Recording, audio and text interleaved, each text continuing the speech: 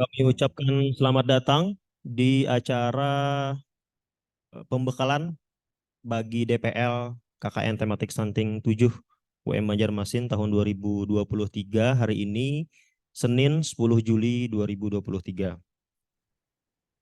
Marilah kita bersama-sama membuka acara pada hari ini dengan bersama-sama membacakan Bismillahirrahmanirrahim. Baiklah, memasuki acara berikutnya, marilah kita dengarkan bersama sambutan dari Bapak Wakil Rektor 1 sekaligus membuka kegiatan secara resmi. Kepada Bapak Hiryadi kami persilahkan. Baik, Bismillahirrahmanirrahim. Assalamualaikum warahmatullahi wabarakatuh. Alhamdulillah Rabbil Alamin. Salatu wassalamu ala asrafil anbiya mursalin wa ala alihi wa sahbihi ajmain amma ba'd. Yang terhormat narasumber kegiatan pembekalan dosen pembimbing lapangan KKN 7 tematik stunting Universitas Muhammadiyah Banjarmasin, perwakilan dari BK Pusat dan Bapak perwakilan dari KKBN Provinsi Kalimantan Selatan, yang terhormat Ketua Panitia KKN tematik stunting Universitas Muhammadiyah Banjarmasin, yang terhormat para dosen pembimbing lapangan KKN 7 tematik stunting Universitas Muhammadiyah Banjarmasin tahun akademik 2023. Baik, Bapak Ibu semua, alhamdulillah pada pagi hari ini kita bisa berkumpul dalam rangkaian kegiatan KKN 7 tematik stunting yang diselenggarakan oleh Universitas Muhammadiyah Banjarmasin dalam keadaan sehat walafiat. Salawat serta salam kita haturkan kepada junjungan kita Nabi besar Muhammad Sallallahu Alaihi Wasallam. Yang pertama yang ingin kami sampaikan pada kegiatan pembekalan DPL pada hari ini, ada beberapa hal yang ingin kami sampaikan. Yang pertama tentunya ucapan terima kasih dulu kami sampaikan kepada panitia KKN yang sudah memfasilitasi kegiatan kita pada hari ini.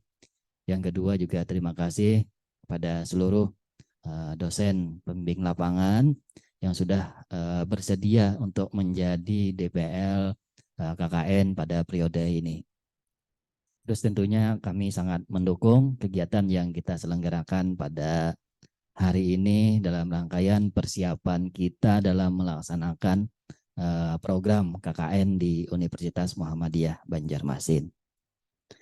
Yang selanjutnya yang ingin kami sampaikan tentunya kami ingin menekankan bahwa DPL ini sangat salah satu unsur yang cukup penting dalam proses KKN kita, sehingga kualitas DPL tentunya sangat kami harapkan dalam proses ini, sehingga para dosen pembimbing lapangan bisa memberikan layanan yang terbaik dalam proses pembimbingan tentunya kepada mahasiswa yang berproses di dalam KKN.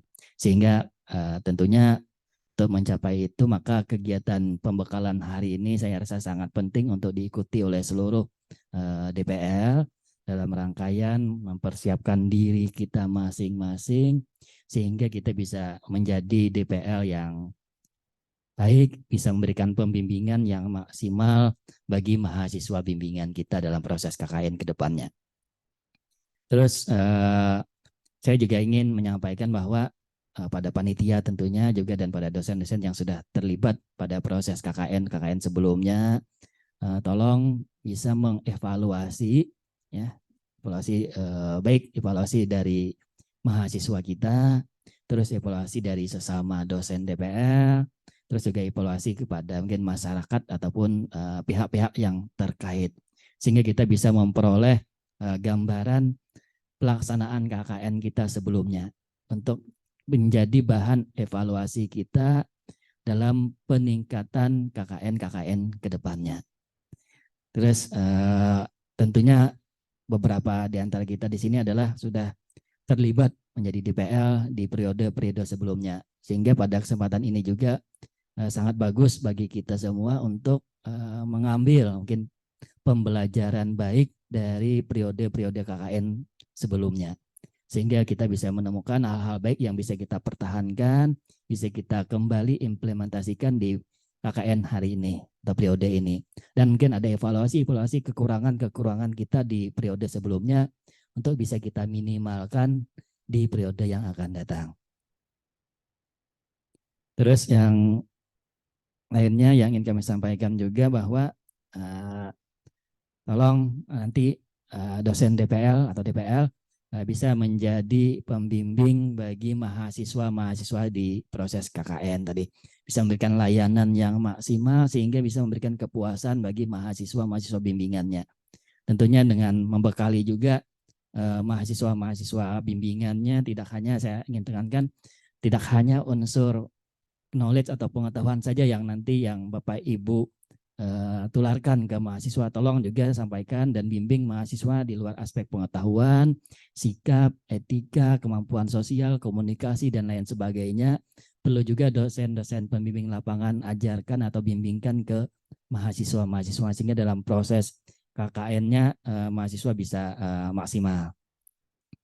Yang selanjutnya yang ingin saya sampaikan, tentunya mudah-mudahan dengan pembekalan hari ini kualitas DPL meningkat, sehingga kualitas proses KKN kita akan terus meningkat. Dan jangan lupa yang paling penting juga yang ingin saya ingatkan, bahwa di dalam proses KKN kita mengejar adanya output luaran-luaran dari KKN ini yang perlu juga kita siapkan.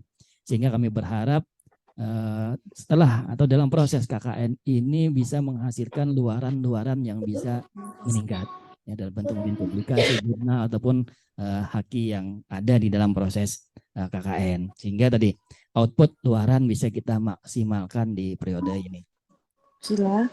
Dan yang terakhir tentunya kami berharap juga bahwa proses KKN ini tidak hanya sekedar kita jadikan proses rutinitas saja yang ada di universitas. Makanya tiap tahun ada, selesai KKN selesai. Tapi kita ingin bahwa proses KKN ini memberi dampak yang nyata di dalam prosesnya. Dan yang nyata bagi mahasiswa, ya, jadi pengalaman bagi mahasiswa sehingga setelah mahasiswa menyelesaikan program KKN ini ada pengetahuan, pengalaman yang nyata yang bisa mereka peroleh. Terus yang tentu juga adalah dampak nyata yang bisa dirasakan oleh masyarakat tempat mahasiswa berpraktek atau ber-KKN.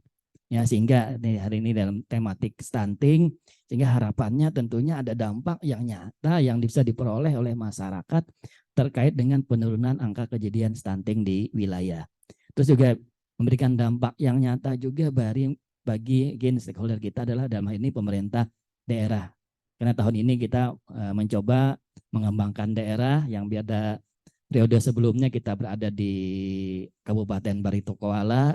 Untuk periode ini kita nanti insya Allah akan ber-KKN di 3 kabupaten, Barito Kuala, Tanah Laut, dan Kabupaten Banjar. Sehingga tadi kami berharap kita bisa berkontribusi nyata bagi pemerintah daerah di 3 kabupaten tersebut dalam rangkaian menurunkan angka kejadian stunting. Dan yang terakhir tentunya adalah dampak nyata juga untuk perguruan tinggi kita. Ya, minimal kami berharap melalui program KKN ini salah satu upaya kita kontribusi nyata perguruan tinggi di dalam masyarakat. Dan juga mungkin kami titipkan juga melalui program KKN ini bisa mengenalkan keberadaan perguruan tinggi kita di masyarakat. Sehingga masyarakat bisa merasakan kehadiran kita nyata ada di sekitar mereka atau di masyarakat. Dan terakhir, paling akhir, kami juga berharap nanti kepada panitia untuk bisa meningkatkan program KKN ini ke depannya melalui evaluasi tadi, terus juga bisa mengembangkan mungkin ke depan tidak hanya KKN tematik, tapi juga mungkin kita nanti terlibat dalam KKN nasional maupun KKN luar negeri. Mungkin itu catatan-catatan yang ingin saya sampaikan pada kesempatan ini. Sekali lagi terima kasih pada seluruh dosen pembimbing lapangan yang sudah bersedia untuk menjadi dosen pembimbing lapangan KKN tematik 7 Universitas Muhammadiyah pada periode ini. Dan tadi kami berharap para dosen pembimbing lapangan bisa mengikuti kegiatan ini dengan maksimal dalam rangkaian menyiapkan diri kita masing-masing untuk menjadi dosen pembimbing lapangan yang baik, sehingga memberikan kebaikan juga bagi proses KKN kita yang akan kita jalani di periode ini. Terima kasih, mohon maaf jika ada hal-hal yang kurang berkenan. Bila taufik wal hidayah, membuka ya. Tadi diminta membuka, baik, dengan sama-sama membacakan Bismillahirrahmanirrahim. Kita buka kegiatan pembekalan dosen pembimbing lapangan KKN 7 tematik stunting Universitas Muhammadiyah Banjarmasin. Baik, terima kasih. Bila taufiq wal hidayah. Assalamualaikum warahmatullahi wabarakatuh. Waalaikumsalam warahmatullahi wabarakatuh. Kami ucapkan terima kasih kepada Bapak Wakil Rektor 1 yang telah memberikan sambutan sekaligus membuka kegiatan pembekalan DPL KKN 7 pada pagi hari ini.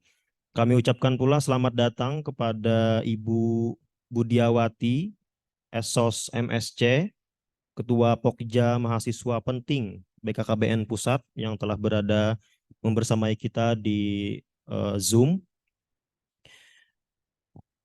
Hadirin yang kami hormati, kita memasuki acara berikutnya yaitu penyampaian materi-materi. Materi pertama akan langsung disampaikan oleh Ibu Budiawati SOSM MSC, Ketua Pokja Mahasiswa Penting BKKBN Pusat yang akan dimoderatori oleh Ibu Hajah Dina Rafidiah, SOS SPD Ing SSMED. Waktu dan tempat kami persilahkan kepada Ibu Dina untuk memandu penyampaian materi pada pagi hari ini.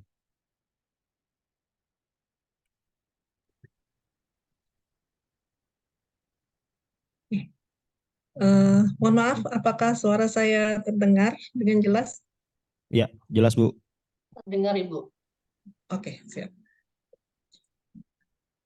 Terima kasih kepada MC yang telah menyerahkan kesempatan kepada saya untuk memimpin sesi pertama kegiatan hari ini. Kepada yang terhormat perwakilan BKKBN Pusat, perwakilan BKKBN Provinsi Kalimantan Selatan, Bapak Hiryadi, MK Spesialis Komunitas selaku Wakil Rektor 1 Bidang Akademik Universitas Muhammadiyah Banjarmasin, Bapak Dr. Muhammad Ansari, MM, Ibu Henda Aryani sebagai Koordinator KKN di Universitas Muhammadiyah Banjarmasin. Assalamualaikum warahmatullahi wabarakatuh. Waalaikumsalam. Selamat pagi para peserta pembekalan dosen pembimbing lapangan KKN 7 tematik stunting Universitas Muhammadiyah Banjarmasin, serta para hadirin tamu undangan semuanya. Saya Dina Rafidiah yang akan memandu jalannya acara di pagi hari ini. Kegiatan kita kali ini adalah pembekalan KKN dengan tema membangun masyarakat generasi emas sehat dan bebas stunting. Sebelum kita ke narasumber, saya akan mencoba memperkenalkan beliau dulu, yaitu nama beliau adalah Ibu Budiawati Esos MSC yang merupakan Ketua Pokja Mahasiswa Peduli Stunting atau Penting BKKBN Pusat. Beliau lahir di Kebumen tanggal 1 Juli 1981, baru habis ulang tahun ya Bu ya. Ini kebetulan bulannya bulan Juli. Alamat rumah di Villa Mutiara Gading 2 Bekasi dan kantor di BKKBN Pusat Jalan Permata nomor 1 Halim Perdana Kusuma Jakarta Timur. Nomor HP beliau 0813 2705 6713, sedangkan email beliau adalah budiawati81@gmail.com. Sedangkan pendidikan terakhir beliau adalah Magister Studi Kebijakan UGM. Oke, pembahasan kali ini tentunya cukup penting untuk para calon dosen pembimbing lapangan KKN 7 tematik stunting Universitas Muhammadiyah Banjarmasin. Ada beberapa DPL yang memang sudah mempunyai pengalaman sebagai DPL sebelumnya atau dosen pembimbing lapangan, tetapi ada juga beberapa yang belum mempunyai pengalaman membimbing mahasiswa KKN, khususnya dengan tema stunting. Oleh karena itu, mari kita berdiskusi bersama dengan pemateri kita yang sudah hadir di tengah-tengah kita. Ibu Budiawati sudah bisa gabung dengan kami? Ya, siap Bu. Oke. Oke, ini nanti waktunya sekitar 30 menit, Bu. Mohon maaf, karena diharapkan akan lebih banyak nanti tanya jawab. Dan saya minta izin juga bahwa mungkin 5 menit sebelum waktu habis saya akan mengingatkan. Oke, baiklah Ibu Budiawati Esos, MSc, waktu dan tempat saya persilahkan. Ya, baik. Izin apa suara saya terdengar? Yes, Bu. Alhamdulillah. Ya, Assalamualaikum warahmatullahi wabarakatuh. Selamat pagi, Bapak Waalaikumsalam. Ibu. Tadi sudah dibuka ya oleh Bapak Wakil Rektor 1, kalau tidak salah. Izin dan Bapak Ibu dari perwakilan BKKBN Kalsel juga yang memang sudah mengundang kami. Serta Bapak Ibu dosen, calon pendamping lapangan seperti itu ya. Izin menyampaikan terkait kebijakan program mahasiswa peduli stunting. Mohon izin karena Pak Direktur juga ada acara sehingga beliau menugaskan kepada saya untuk menyampaikan pokok-pokok gambaran program dari program mahasiswa peduli stunting atau mahasiswa penting. Baik, saya izin share screen.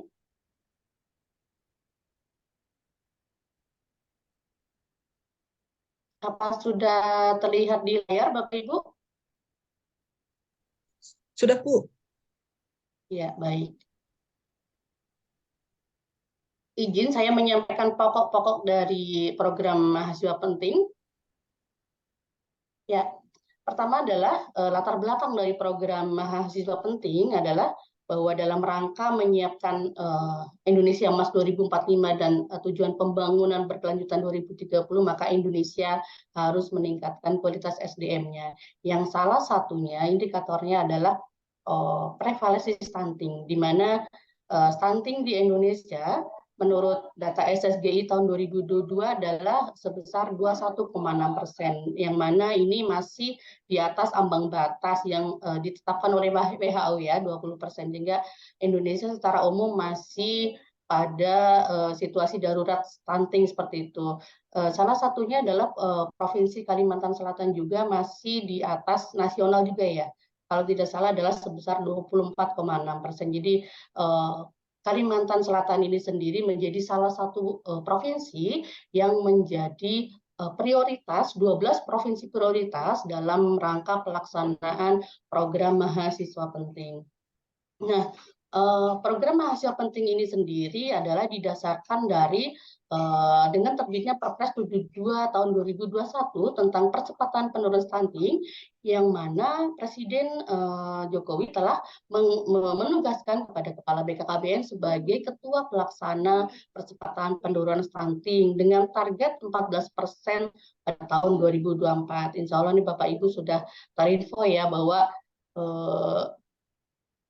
jalan kita masih cukup panjang ya untuk mencapai 14% pada tahun 2024. Jadi sekitar 3% setiap tahun kita harus turunkan sampai dengan 2024 sehingga 14% tercapai. Sehingga BKKBN sendiri sebagai ketua pelaksana harus melakukan kerjasama dengan lintas sektor, yang salah satunya adalah dengan perguruan tinggi. Jadi salah satu rencana aksi percepatan penurunan stunting. Mohon maaf, Bu. Ya. Bu, mungkin bisa di slideshow, Bu, supaya layarnya lebih besar. Oh iya. Oke. Ya, terima kasih, Bu. Baik, saya lanjutkan bahwa tindak lanjut dari Perpres 72 itu sendiri, BKKBN telah menerbitkan rencana aksi percepatan penurunan stunting 2021 sampai dengan 2024. Nah, salah satu rencana aksinya adalah pendampingan kepada keluarga berisiko stunting. Nah, dalam hal ini kami dari Direktorat Kerjasama Pendidikan Kependudukan, jadi sebagai informasi kami ada dari beberapa kedeputian, dari beberapa bidang seperti itu punya program-program strategis dalam rangka menindaklanjuti Perpres 72 tahun 2021. Nah, kami sendiri dari Direktorat Kerjasama Pendidikan Kependudukan dengan potensi kerjasama yang selama ini sudah kita bangun dengan baik dengan Kemendikbud Dikti maupun dengan perguruan tinggi seluruh Indonesia, maka kami mengembangkan program mahasiswa peduli stunting, yang mana ini mengintegrasikan program pendampingan dengan program pengabdian masyarakat yang memang secara rutin, secara berkelanjutan dilaksanakan oleh mahasiswa melalui pengabdian masyarakat. Jadi tujuan program ini sendiri adalah untuk melakukan pendampingan kepada keluarga berisiko stunting, termasuk juga kepada tim pendamping keluarga. Ini tim pendamping keluarga yang memang tim yang sudah dibentuk oleh BKKBN di tingkat desa, terdiri dari tim penggerak PKK, kader keluarga berencana, dan bidan seperti itu. Serta kita juga melakukan advokasi kepada perangkat desa sebagai juga sekaligus sebagai promotor pencegah dan deteksi dini stunting. Nah, sasaran dari program ini sendiri kita juga menyesuaikan dengan strategi nasional yang memang sudah ditetapkan, yaitu kepada remaja, calon pengantin, ibu hamil, ibu pasca melahirkan, ibu menyusui, dan anak usia 0 sampai 59 bulan. Dalam hal ini yang urgent untuk dilakukan intervensi adalah anak usia 0 sampai usia 2 tahun, ya, 2 tahun, yaitu 1000 hari pertama kehidupan, namun secara berkelanjutan anak sampai dengan 59 bulan juga menjadi target intervensi seperti itu. Nah, untuk lokus sasaran adalah seluruh kabupaten kota atau sesuai dengan prioritas atau kebijakan BKKBN maupun Pemda setempat seperti itu. Nah, khusus untuk 12 provinsi prioritas, termasuk di dalamnya adalah Provinsi Kalimantan Selatan, maka kita harapkan seluruh kabupaten kota di Kalimantan Selatan menjadi tujuan lokus sasaran seperti itu. Lalu nih kebijakan dan strategi yang mendasari dilaksanakan program ini adalah tadi sudah saya singgung strategi nasional ya, dalam rangka menurunkan prevalensi stunting, meningkatkan kualitas kehidupan berkeluarga, menjamin pemenuhan asupan gizi, memperbaiki pola asuh, meningkatkan akses dan mutu pelayanan kesehatan, serta meningkatkan akses air minum dan sanitasi. Jadi tidak hanya pendekatan langsung terkait asupan gizi, tapi juga kita lakukan intervensi dalam rangka perbaikan sanitasi, karena itu pasti akan secara langsung juga berhubungan dengan derajat kesehatan masyarakat. Lalu kelompok sasaran tadi sudah saya jelaskan ya, mulai dari calon pengantin sampai dengan anak usia 0 sampai 59 bulan. Nah, ini adalah adalah rencana aksi nasional percepatan penurunan stunting. Tindak lanjut dari Perpres 72 tadi adalah rencana aksi yang disusun adalah penyediaan data keluarga berisiko stunting, lalu pendampingan keluarga berisiko stunting, ini yang menjadi dasar kita mengembangkan program ini. Lalu yang ketiga adalah pendampingan kepada semua calon pengantin, surveillance keluarga berisiko stunting, dan audit kasus stunting. Nah, sementara strategi yang sudah kita kembangkan selama ini, baik oleh kami BKKBN Pusat maupun BKKBN Perwakilan Provinsi, tentu saja dalam mengembangkan jejaring ya dengan perguruan tinggi di seluruh Indonesia, pemetaan mungkin prodi-prodi yang potensial seperti itu, walaupun kita tidak membatasi prodi apa saja atau jurusan apa saja, jadi semua bisa mengambil bagian, mengambil peranan dalam rangka pendampingan kepada masyarakat. Lalu kita juga menyediakan pembekalan, ini salah satunya ini pembekalan, namun selain yang kita lakukan secara langsung, kita juga sudah menyiapkan semacam aplikasi untuk pembelajaran mandiri. Mungkin nanti di akhir akan saya sampaikan juga secara singkat. Ya, pendampingan oleh mahasiswa sampai dengan penyusunan rekomendasi dan publikasi kepada aparat pemerintah setempat. Ini adalah kebijakan dan strategi yang mendasari kita mengembangkan program mahasiswa penting. Lalu untuk bentuk kegiatan ini sendiri, kami pada prinsipnya adalah terkait pengabdian masyarakat ya. Kami mengintegrasikan program pendampingan kepada masyarakat itu diintegrasikan dengan program pengabdian masyarakat, baik KKN tematik maupun jika memungkinkan adalah melalui MBKM ya, Merdeka Belajar Kampus Merdeka. Namun dalam hal ini tentu akan sangat tergantung dengan minat dari mahasiswa itu sendiri ataupun kesiapan dari perguruan tinggi itu sendiri untuk menyiapkan mata kuliahnya, rekognisinya seperti itu. Jadi jika memang memungkinkan, sebenarnya arahan pimpinan jika melihat dari durasi pelaksanaan, waktu pelaksanaan, kami sangat mengharapkan dilaksanakan melalui mekanisme MBKM ya, dengan waktu yang kurang lebih 1 semester, seperti itu mungkin 4-5 bulan, seperti itu diharapkan itu pendampingan menjadi lebih intensif. Jadi tidak hanya outputnya tidak hanya bagaimana masyarakat memahami bagaimana pencegahan stunting, tapi diharapkan sampai dengan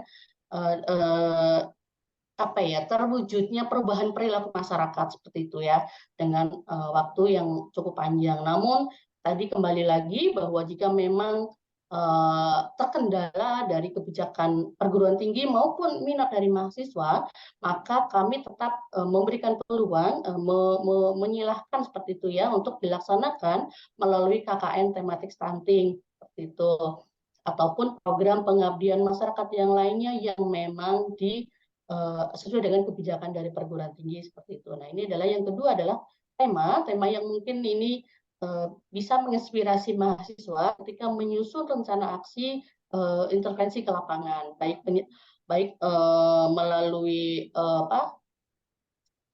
berbasis penyebab langsungnya ya, baik asupan gizi atau status kesehatan. Mungkin ini fokus di mahasiswa mungkin jurusan kesehatan maupun gizi seperti itu. Nah, bisa juga tema-tema lain yang mungkin tidak langsung, tapi ini sangat berkaitan dengan bagaimana masyarakat melakukan pencegahan stunting, baik dari tema ketahanan pangan, lingkungan sosial, lingkungan kesehatan maupun lingkungan pemukiman. Jadi dalam hal ini sangat terbuka untuk mahasiswa-mahasiswa, tidak hanya yang terkait dengan jurusan atau prodi kesehatan maupun gizi, namun jurusan-jurusan lain juga bisa mengambil bagian ya, seperti itu. Lalu ini adalah bisnis proses mahasiswa penting. Jadi ini apa yang kita harapkan dapat diimplementasikan di lapangan. Namun begitu, Bapak Ibu, jika ada hal-hal yang memang membutuhkan pengembangan, menyesuaikan dengan kondisi lokal, ini disilakan. Ini adalah hal-hal prinsip yang diharapkan dilaksanakan di lapangan, namun jika memang perlu penyesuaian, disilahkan seperti itu. Mulai dari persiapan, Bapak Ibu, ini untuk tahap 1 adalah memang tahap yang memang dilaksanakan oleh BKKBN Pusat maupun perwakilan BKKBN Provinsi dalam rangka mengidentifikasi perguruan tinggi, kerjasama, dan lain-lain. Lalu yang kedua, perekrutan, tentu saja ini kami kami menyerahkan sepenuhnya kepada pihak perguruan tinggi ya, baik itu KKN tematik ataupun MBKM, disilahkan dengan mekanisme yang memang sudah secara standar dilaksanakan. Lalu yang ketiga adalah pelatihan, salah satunya adalah hari ini yang sedang kita lakukan. Seperti tadi sudah saya singgung juga adalah selain kita melakukan tatap muka langsung seperti ini, walaupun daring ya, kita juga sudah menyiapkan aplikasi sistem belajar mandiri atau SIBIMA. Jadi baik dosen atau mahasiswa bisa mengakses aplikasi ini. Jadi materi ini berisi kebijakan, apa itu percepatan penurunan stunting, dan materi terkait mekanisme pendampingan ini masing-masing dijelaskan secara rinci, baik materi kepada Catin, apa yang harus dilakukan pendampingan kepada Catin, kepada ibu hamil. Nah, ini nanti Bapak Ibu, baik dosen atau mahasiswa bisa langsung mengakses seperti itu ya, sehingga bisa menjadi bekal pelaksanaan di lapangan. Lalu yang selanjutnya adalah inti dari pelaksanaan pendampingan di lapangan adalah setidaknya ada 3. 1, mahasiswa melakukan sosialisasi, baik advokasi dan edukasi, baik kepada aparat maupun pendampingan kepada kelompok sasaran, seperti itu. Nah, ini adalah gambaran kegiatan apa saja yang kemungkinan bisa dikembangkan di lapangan. Tentu saja ini menyesuaikan, seperti tadi sudah saya sampaikan, ini menyesuaikan dengan kondisi yang ada di lapangan. Namun setidaknya ketika mahasiswa memahami ini, menjadi gambaran ketika akan mengembangkan rencana aksi di lapangan, baik pendampingan kepada calon pengantin melalui aplikasi pendampingan keluarga atau LC-Meal. Jadi mungkin nanti di lapangan Bapak Ibu teman-teman mahasiswa akan berkoordinasi, bekerja sama dengan tim pendamping keluarga. Jadi tim pendamping keluarga tugasnya salah satunya adalah melakukan pendampingan kepada calon. Nah, calon pengantin setidaknya 3 bulan sebelum melakukan pernikahan diharapkan sudah mendaftarkan diri sehingga bisa dicek kesiapannya, kesiapan kondisi kesehatannya, sehingga apabila terdeteksi bahwa si calon pengantin ini kondisi kesehatannya tidak memungkinkan seperti itu, dilakukan pendampingan selama 3 bulan. Nah, ini mahasiswa bisa berkoordinasi bekerja sama dengan tim pendamping keluarga untuk melakukan pendampingan kepada calon pengantin sehingga harapannya 3 bulan kemudian telah kondisi kesehatannya telah lebih baik sehingga siap untuk merencanakan kehamilan. Lalu yang kedua, penyuluhan kesehatan reproduksi bagi remaja putri. Ketiga, konseling pada masa perencanaan kehamilan, pendampingan gizi dan kesehatan, pengukuran antropometri, mungkin ini juga terbatas ya karena butuh keahlian khusus mungkin pada mahasiswa dengan jurusan-jurusan kesehatan dan gizi mungkin seperti itu ya. Lalu selanjutnya adalah penyuluhan menu sehat untuk ibu hamil, menyusui dan anak balita, penyuluhan dan pemantauan tubuh kembang bayi, anak balita dan anak prasekolah. Lalu yang selanjutnya adalah penyuluhan dan peningkatan keterampilan terkait menu gizi sehat melalui dapur sehat atasi stunting. Jadi dahsyat. Jadi BKKBN itu sendiri juga sudah ada program di lapangan terkait dalam rangka pemenuhan gizi masyarakat melalui dapur sehat atasi stunting. Jadi mahasiswa juga bisa mengambil bagian di sini untuk mendukung kadernya, bagaimana mungkin menyiapkan menu sehatnya, bagaimana pendampingan tata kelola produksi dan pemasarannya seperti itu. Lalu selanjutnya mahasiswa juga bisa menyediakan media promosi luar ruang terkait pencegahan stunting, poster, smart chart dan lain-lain. Ini salah satunya juga dari BKKBN juga mendukung nih dalam rangka penyiapan materi promosi ya. Mungkin nanti Bapak Ibu jika memang turun ke lapangan bisa berkoordinasi dengan teman dari perwakilan BKKBN Kalsel yang terkait ini untuk dukungan pencetakan materi media edukasinya. Lalu contoh lagi adalah penyuluhan kesehatan lingkungan, fasilitasi peningkatan akses masyarakat terhadap air bersih, pemberdayaan kemandirian berbasis pangan lokal, baik pertanian, perkebunan, perikanan, peternakan, dan lain-lain.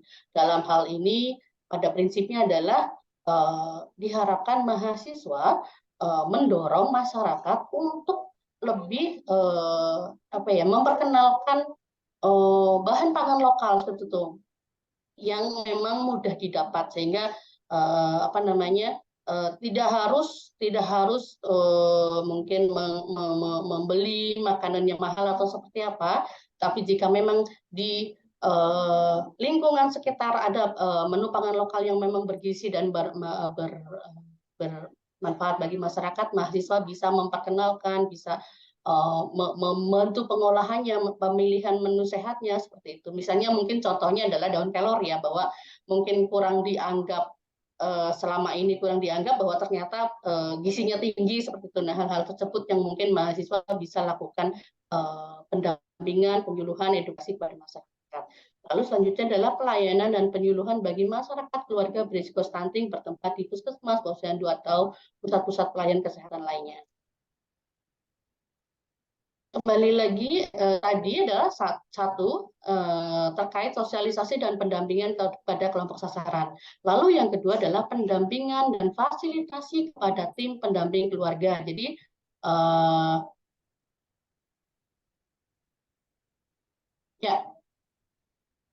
diharapkan jadi kebijakan dari BKKBN adalah mahasiswa agar berkoordinasi bekerja sama dengan tim pendamping keluarga yang ada di desa, yaitu kader bidan, kader KB dan kader PKK seperti itu. Jadi masing-masing dari kader itu tadi sudah saya sebutkan 3 itu TPK memiliki tugas yang saling mendukung seperti itu ya, masing-masing mungkin kepada calon pengantin nih, edukasi kepada calon pengantin adalah tugas dari kader KB misalnya seperti itu, sehingga mengedukasi calon pengantin agar tidak anemia, umurnya agar di atas 19 tahun, lingkar lengan atasnya atau indeks massa tubuhnya, syarat-syarat yang kesehatannya yang harus dipenuhi apa seperti itu. Nah, mahasiswa bisa dengan mahasiswa memahami tugas dari TPK itu sendiri, maka nanti mahasiswa bisa memetakan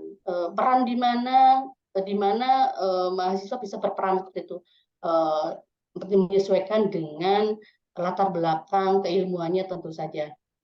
Lalu kepada ibu hamil, misalnya ini menjadi tugas bidan, baik terkait edukasi pencegahan anemia, kekurangan energi kronik, terus bagaimana pertumbuhan janin supaya tidak terhambat, lalu bagaimana menghindari 4T, yaitu jangan terlalu tua, terlalu muda, terlalu rapat, dan terlalu banyak. Nah, itu hal-hal yang harus dihindari, hal-hal yang harus diinformasikan kepada calon ibu hamil sehingga kehamilannya sehat seperti itu. Termasuk juga kepada ibu pasca persalinan nih, mungkin juga masih dalam ranahnya bidan ya, supaya anak yang dilahirkan sehat, bagaimana menyiapkan ibu, didorong agar melakukan KB pasca persalinan, mendorong ASI eksklusif, dan asupan gizinya tentu saja. Sampai dengan anak usia 0 sampai 23 bulan maupun sampai 59 bulan ini, hal-hal yang harus diketahui, apa yang harus dipenuhi supaya anak masuk standar sehat seperti itu ya, misalnya bayi dengan berat badan lahir rendah, panjang badan kurang dari 48 cm, terkait IMD, imunisasi, dan lain-lain. Ini tugas-tugas dari tim pendamping keluarga yang harus dipahami oleh mahasiswa sehingga mahasiswa bisa mengambil perannya. Hal-hal di mana mahasiswa bisa masuk, bisa berkolaborasi seperti itu untuk merencanakan rencana aksi bersama.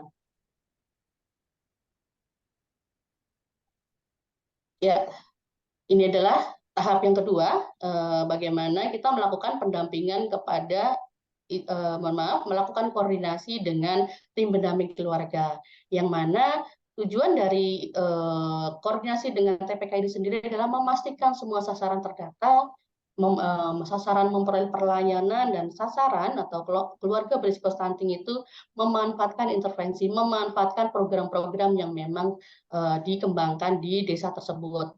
Lalu yang terakhir, bukan terakhir, inti dari program pendampingan ini yang ketiga adalah pendampingan dan fasilitasi kepada kader penggerak dahsyat tadi. Dahsyat adalah dapur sehat atasi stunting, yang mana tujuannya adalah meningkatkan kualitas gizi masyarakat melalui optimalisasi sumber daya pangan lokal dalam rangka mempercepat upaya penurunan stunting. Jadi hasil yang diharapkan itu terpenuhinya gizi masyarakat, diperolehnya pengetahuan dan keterampilan, penyediaan pangan sehat, meningkatkan kesejahteraan keluarga, dan lain-lain. Lalu bentuk pendampingan yang bisa dilakukan adalah mahasiswa melakukan penyuluhan, pemahaman masalah stunting, memberi kesadaran seperti itu ya kepada keluarga berisiko stunting itu sendiri.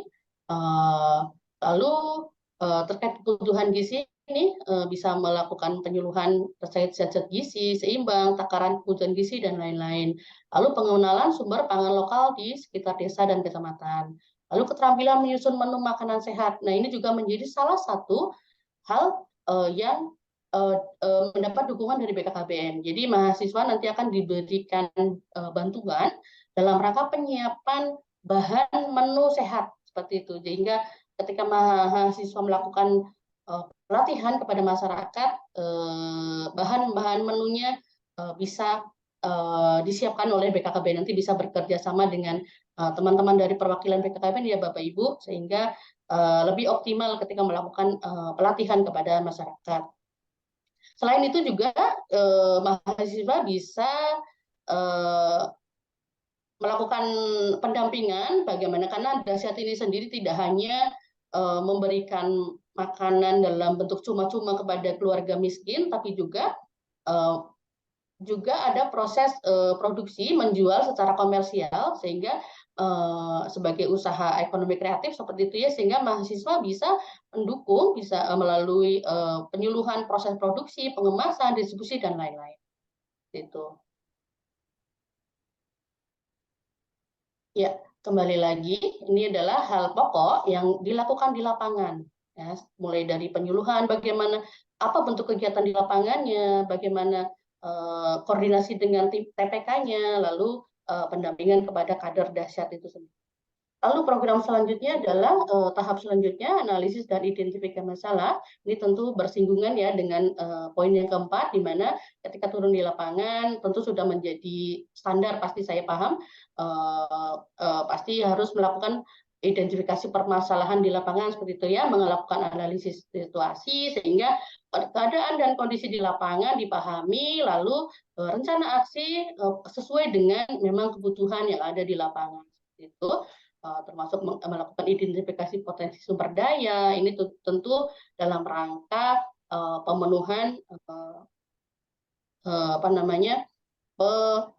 untuk mengatasi permasalahan. Salah satu mengatasi permasalahan di lapangan adalah identifikasi potensi sumber daya. Sumber daya pangan lokal di lapangan apa seperti itu ya, mungkin bagaimana dengan ketersediaan air bersihnya seperti apa, sehingga jika memang ada sumber air bersih atau seperti apa, nanti mahasiswa bisa melakukan pendampingan di masyarakat terkait lingkungan. Lalu sampai dengan melakukan koordinasi dengan aparat desa setempatnya, tidak hanya dengan TPK, diharapkan pasti sudah ada standarnya ya, pasti akan melakukan koordinasi dengan aparat, lalu dimungkinkan melakukan rujukan teknis jika memang dimungkinkan ya, jika memang ada masyarakat yang memang belum tersentuh oleh TPK, mungkin saja dengan keahlian mahasiswa melakukan door to door ke lapangan bahwa ternyata ada masyarakat yang memang belum mendapat intervensi, bisa melakukan rujukan kepada TPK ataupun aparat setempat sampai dengan menyusunan laporan dan penyusunan rujukan. Lanjut. Mungkin ini di gambaran umum ya, gambaran-gambaran yang bisa dilakukan di lapangan.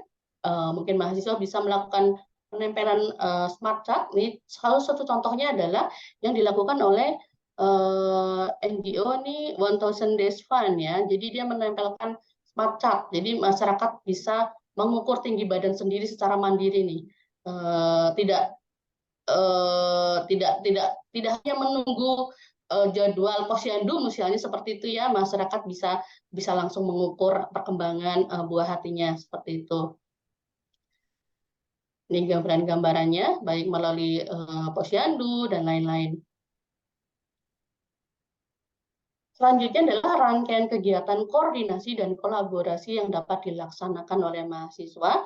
Tadi sudah saya sampaikan banyak ya bahwa mahasiswa harus berkoordinasi dengan tim pendamping keluarga, yang mana tujuan utamanya tentu untuk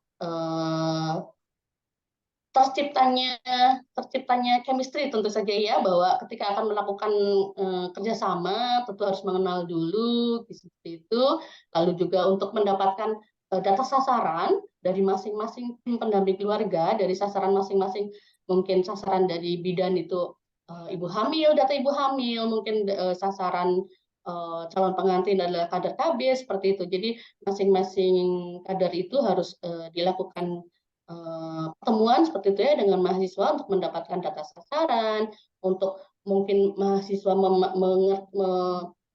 untuk memahami apa sih program yang selama ini sudah berjalan terkait penjagaan stunting di desa tersebut, jadwal kunjungannya seperti apa, mungkin jadwal posyandunya kapan saja seperti itu, sehingga pada prinsipnya adalah melalui koordinasi dan pertemuan-pertemuan ini diharapkan mahasiswa dapat secara utuh memahami permasalahan yang ada di desa tersebut, bisa menyusun rencana aksi yang memang sesuai dengan apa yang dibutuhkan di lapangan.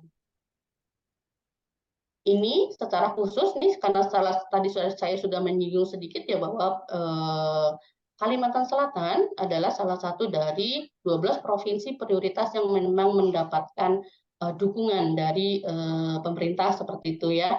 Mungkin menyiapkan, nanti mungkin saya nggak terlalu membahas ini ya, Bapak Ibu bisa berkoordinasi dengan teman-teman dari perwakilan, bagaimana apa saja yang kemungkinan bisa difasilitasi, mungkin terkait media promosinya, mungkin terkait materi penyuluhannya, penyediaan bahan pangan bergizinya, seperti itu. Hal-hal yang bisa mendapat fasilitas di lapangan. Nah, ini adalah buku petunjuk yang memang sudah kita siapkan seperti itu dalam rangka program mahasiswa penting. Mungkin nanti Bapak Ibu bisa mengakses melalui teman-teman perwakilan BKKBN ya. Baik petunjuk pelaksanaan mahasiswa penting secara umum nih yang saya sampaikan hari ini adalah ini isi buku ini, dan kami bekerja sama dengan UNS juga sudah menerbitkan buku petunjuk teknis MBKM ya, Merdeka Belajar Kampus Merdeka. Jadi ini adalah lesson learn dari UNS dalam rangka pelaksanaan MBKM. Jadi bagaimana menyiapkan materi kuliahnya, bagaimana rekognisinya seperti itu nih dapat dipelajari di buku ini Bapak Ibu. Nanti mungkin saya serahkan ke teman-teman perwakilan ya agar mungkin Bapak Ibu bisa mengakses. Nah, selain materi ini, izin saya mau menyampaikan terkait pembekalan SIBIMA. Izin saya share screen kembali. Izin moderator, waktunya masih ada berapa lama lagi?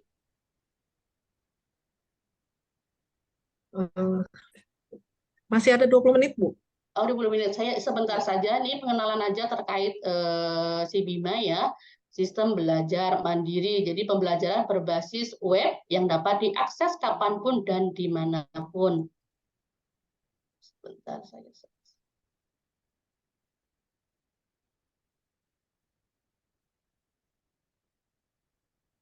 Ya, ini pada prinsipnya SIBIMA ini adalah online learning, jadi pelatihan kepada mahasiswa berbasis web, tidak perlu install software khusus nih ya. Lalu yang kedua adalah ini adalah full asynchronous learning. Jadi mahasiswa, Bapak Ibu, dosen atau teman mahasiswa bisa melakukan belajar mandiri dimanapun dan kapanpun. Jadi tidak ada pemateri. Jadi pemateri dan peserta tidak dapat berkomunikasi secara langsung. Jadi benar-benar pure belajar mandiri. Jadi tugas dan materi dapat diakses sendiri tanpa kehadiran pemateri. Lalu durasi pelaksanaan adalah standarnya seperti itu ya. Mungkin bisa lebih cepat gitu ya. Tapi dari kami standarnya adalah 4 minggu sampai dengan dilaksanakannya evaluasi pembelajaran. Seperti itu.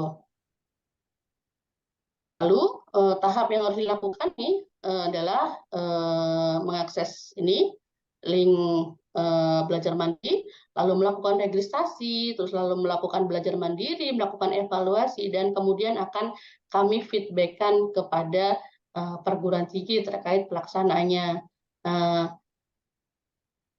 Kemudian kami akan berikan sertifikat nih. Namun catatan kami adalah selain karena pada prinsipnya aplikasi ini bisa diakses oleh siapapun, jadi siapapun bisa mengakses ini, sehingga diharapkan nanti Bapak Ibu dari perguruan tinggi bisa mendaftarkan dosen ataupun mahasiswanya yang akan mengakses SIBIMA ini kepada perwakilan BKKBN provinsi, kemudian perwakilan akan menyampaikan kepada kami sehingga menjadi monitoring buat kami peserta dari perguruan tinggi yang memang secara resmi menjadi mitra BKKBN seperti itu ya, yang memang akan mendapatkan sertifikat. Mungkin peserta lain bisa melakukan pembelajaran ini, namun jika tidak secara resmi mendaftarkan kepada kami, tidak akan mendapatkan sertifikat Bapak Ibu, seperti itu. Ini adalah prinsip-prinsipnya ya, jadi melakukan aksesnya, dapat langsung melakukan pembelajaran, dapat setelah selesai pun mahasiswa atau peserta dari pelatihan ini bisa membuka kembali materinya, bisa mendownload juga materi-materi yang ditampilkan melalui aplikasi SIBIMA. Jadi peserta juga bisa mengakses materi utama, baik terdiri dari video, PowerPoint, modul, dan mungkin nanti ada pengantar juga video dari pengenalan dari Bapak pimpinan ya, Kepala BKKBN ataupun Direktur. Itu. Ini adalah struktur materi pembelajarannya, terdiri dari pengantar belajar mandiri, lalu kebijakan terkait mahasiswa peduli stunting, ada 3, lalu ini adalah materi pendampingan keluarga dari masing-masing kelompok sasaran. Jadi masing-masing kelompok sasaran akan ada materi tersendiri sampai dengan materi komunikasi perubahan perilaku keluarga. Seperti itu. Nah, ini tadi yang sudah saya sampaikan bahwa nanti Bapak Ibu dari perguruan tinggi agar mendaftarkan pesertanya kepada BKKBN Perwakilan ya dengan namanya, nomor induknya, program studinya.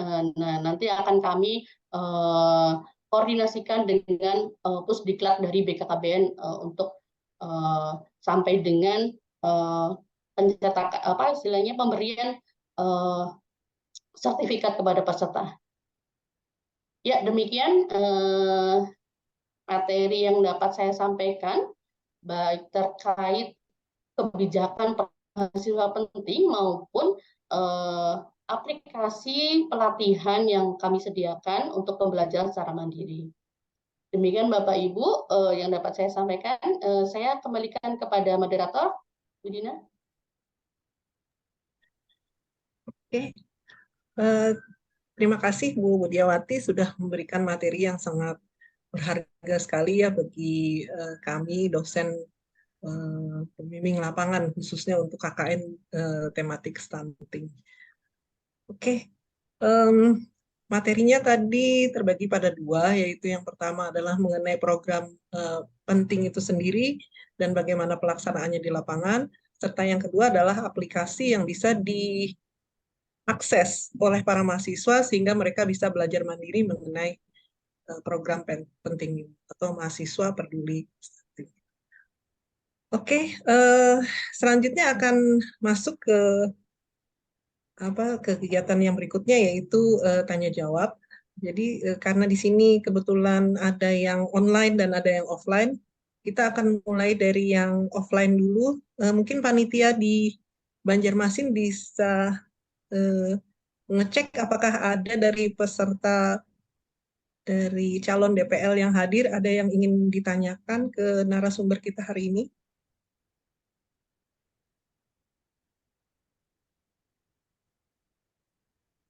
Ya. Kebetulan Bu Budiawati, saya saat ini posisi di Bandung, jadi bukan di Banjarmasin. Jadi sama-sama online kita. Tapi bagaimanapun juga saya masih support KKN tema apa stunting ini karena memang sudah beberapa tahun saya menangani program ini. Oke. Bagaimana panitia? Apakah ada yang ingin ditanyakan dari peserta yang di Banjarmasin? Silahkan Pak Farid atau Bu Herda? Bu Herda mungkin. Boleh, mikrofon di depan Pian. Oke. Silakan. Bismillahirrahmanirrahim. Assalamualaikum warahmatullahi wabarakatuh. Waalaikumsalam. Semuanya, yang terhormat Ibu Budiawati yang menjadi pemateri hari ini yang sangat mencerahkan kami Bu, terutama dari Universitas Muhammadiyah Banjarmasin, mungkin memerlukan informasi tambahan terkait dengan si Bima tadi Bu. Nah, kemudian pertanyaan kami, mungkin saya Herda Bu dari UMB ya, selaku koordinator KKN kita di UMB periode angkatan 7 Bu. Jadi mungkin yang pertama yang kami pahami adalah ber-KKN tematik stunting ini sebenarnya tidak hanya program studi kesehatan, jadi di mana bisa saja untuk setiap program studi multidisiplin selain kesehatan yang juga ber-KKN tematik stunting. Nah, menanggapi tadi dari pemaparan Ibu yang diutarakan tadi kan adalah program-program kerja yang memang berkaitan langsung ya Bu dengan kesehatan, gizi, kemudian mungkin dengan kebidanan, keperawatan, kefarmasian mungkin juga masuk dalam tatanan apa namanya tadi terkait dengan produk ya Bu, diversifikasi produk. Nah, kemungkinan yang kami akan terjunkan kan pasti lebih dari program studi itu. Jadi ada program studi teknik, ada program studi maksudnya fakultas teknik, fakultas agama Islam, kemudian juga fakultas psikologi, fakultas yang terbaru ini yang ikut juga dari FKIP ya Bu, pendidikan keguruan dan pendidikan ya, kemudian juga mungkin ada beberapa fakultas lain yang mungkin kita tadi terlupa.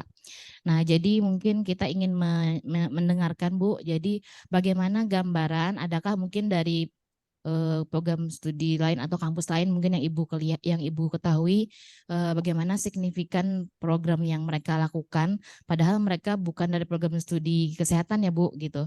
Karena kita juga menginginkan nanti mahasiswa kami juga dibekali program-program yang memang signifikan gitu, yang mungkin bermakna. Meskipun dalam tatanan tadi terbatas, dalam waktu terbatas kegiatan itu dilakukan hanya 1 bulan atau lebih. Tapi memang yang kesulitan yang kami lihat daripada DPL sendiri juga untuk mengarahkan ya program-program tersebut, karena mungkin kita perlu ada role model atau ada suatu contoh Bu. Jadi program yang di luar dari yang Ibu sebutkan tadi selain kesehatan dan gizi, adakah program yang mungkin bisa kami modifikasi begitu, kemudian yang kami bisa berikan juga kepada mahasiswa kami untuk program studi yang berlainan program ini tadi ya. Yang kedua Bu, mungkin terkait dengan si Bima ini, karena kami memang periode ini akan diterjunkan di bulan Agustus, jadi mereka sudah di desa Bu sekitar 31 Juli targetnya, tapi mungkin saja di awal Agustus sudah di desa, sehingga mungkin insya Allah kami akan kejar segera di Juli ini, sehingga nanti mahasiswa kami sudah harusnya dibekali dengan si Bima tadi. Mungkin durasi yang tadi Ibu bilang 4 minggu ya Bu bisa dipercepat jadi kurang, dan kami harus mengumpulkan segera jadwal dari kegiatan tersebut. Nah, mudah-mudahan itu bisa kita komunikasikan juga ke provinsi nanti bagaimana caranya biar mahasiswa kami sudah terbekali begitu Bu ya tentang si Bima ini, dan hasilnya nanti bisa maksimal ketika di Agustus tadi pelaksanaannya. Yang mungkin itu yang kita hadapi saat ini Bu. Mungkin itu saja pertanyaan dari kami. Terima kasih. Bu, kembalikan lagi ke Ibu Dina selaku moderator. Oke. Terima kasih Bu Herda atas pertanyaannya. Mungkin ini bisa kita langsung jawab aja Bu Budiawati sambil menunggu teman-teman lain bertanya. Ya, baik. Terima kasih. Pertanyaannya dari Ibu siapa tadi ya? Ibu Herda. Bu Herda, izin maaf ya, Bu Herda. Ya, terima kasih Bu pertanyaannya. Ya, tadi Ibu menyampaikan bahwa ya saya juga berkali-kali tadi jurusan tidak hanya terfokus pada yang terkait kesehatan ataupun gizi seperti itu, walaupun memang pada kenyataannya lebih banyak hal-hal yang memang berkaitan dengan gizi dan kesehatan seperti itu mungkin ya. Namun seperti kita ketahui bahwa stunting ini sendiri kan tidak hanya terkait gizi dan kesehatan itu sendiri, mungkin terkait lingkungan seperti itu ya. Tadi mungkin Ibu sampaikan kalau ada mahasiswa teknik seperti itu mungkin ya, mungkin ada tentu ini menyesuaikan dengan kebutuhan di lapangan seperti itu. Mungkin mahasiswa teknik bagaimana sih menyiapkan lingkungan sanitasi yang baik seperti apa, mungkin seperti itu. Atau mungkin jurusan tadi pendidikan agama Islam atau psikologi. Nah, kita lihat bahwa program pendampingan ini sendiri tentu sangat erat kaitannya dengan bagaimana mahasiswa melakukan komunikasi yang efektif dengan masyarakat supaya tujuan tercapainya perubahan perilaku itu terwujud seperti itu ya. Jadi saya kira mahasiswa psikologi ini, psikologi maupun jurusan-jurusan lain yang mungkin nggak terkait langsung dengan kesehatan bisa mengaktualisasikan kemampuannya apa yang selama ini sudah dipelajarinya di perguruan tinggi, sehingga mungkin mengemas bagaimana sih melakukan komunikasi yang efektif kepada masyarakat seperti itu. Atau mungkin dari jurusan pendidikan agama Islam ya, mungkin dari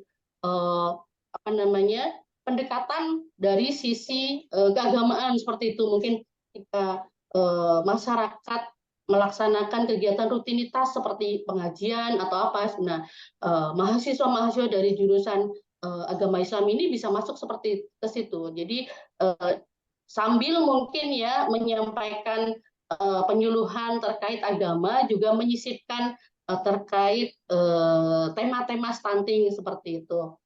Atau juga memungkinkan juga mungkin mahasiswa dari jurusan pendidikan bisa juga melakukan penyuluhan baik kepada secara formal, bisa melalui sekolah-sekolah ya, kepada remaja-remaja, melakukan penyuluhan kepada remaja di sekolah bagaimana mencegah anemia seperti itu, ataupun pendidikan yang luar sekolah seperti itu. Jadi pendidikan kepada masyarakat seperti itu. Jadi sangat terbuka sekali mahasiswa mengaktualisasikan kemampuannya untuk melakukan pendampingan kepada masyarakat. Seperti itu, Ibu, kurang lebihnya.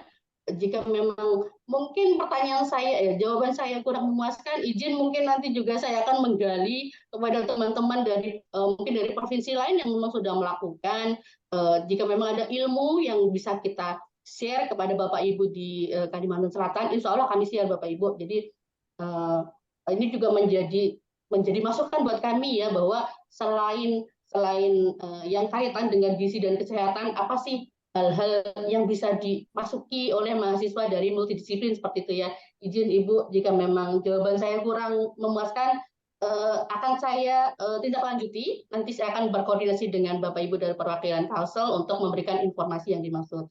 Lalu yang kedua terkait Cibima, ya betul Bu, ini adalah standar ya 4 minggu, tapi bisa dipercepat, boleh dipercepat. Bahkan jika memang ketika turun ke lapangan mahasiswa belum menyelesaikan, bisa sambil mahasiswa tetap mengakses materi tersebut dimanapun itu berada. Seperti itu. Ibu, terkait Cibima ada apakah saya sudah menjawab Bu terkait Cibima ini sendiri? Terjawab, Bu. Sudah ya? Bu Herna? Alhamdulillah lengkap sekali Bu. Ya, Udah ya. terima kasih. Terima kasih Bu Budiati. Mungkin segera kami akan lengkapi mahasiswa kami sesuai dengan syarat-syarat tadi ya Bu. Nanti akan kami teruskan ke BKKBN Provinsi. Semoga bisa segera kita dapatkan ya Bu akunnya. Iya. Terima kasih. Kenapa kami mengharapkan data itu juga untuk sebagai monitoring kami Bu, bahwa untuk mengevaluasi kami ke depannya juga. Jadi beberapa teman-teman dari provinsi biasanya kenapa kami harus mendaftarkan juga, toh bisa langsung mengakses seperti itu ya. Jadi itu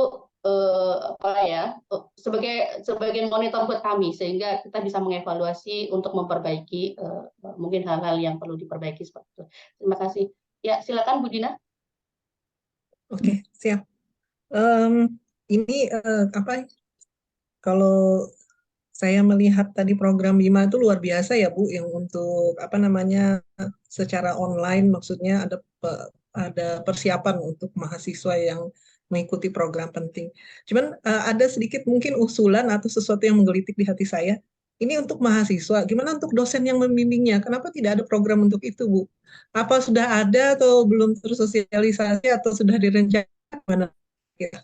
Ya, izin Ibu. Ini menjadi catatan kami juga ya. Tapi memang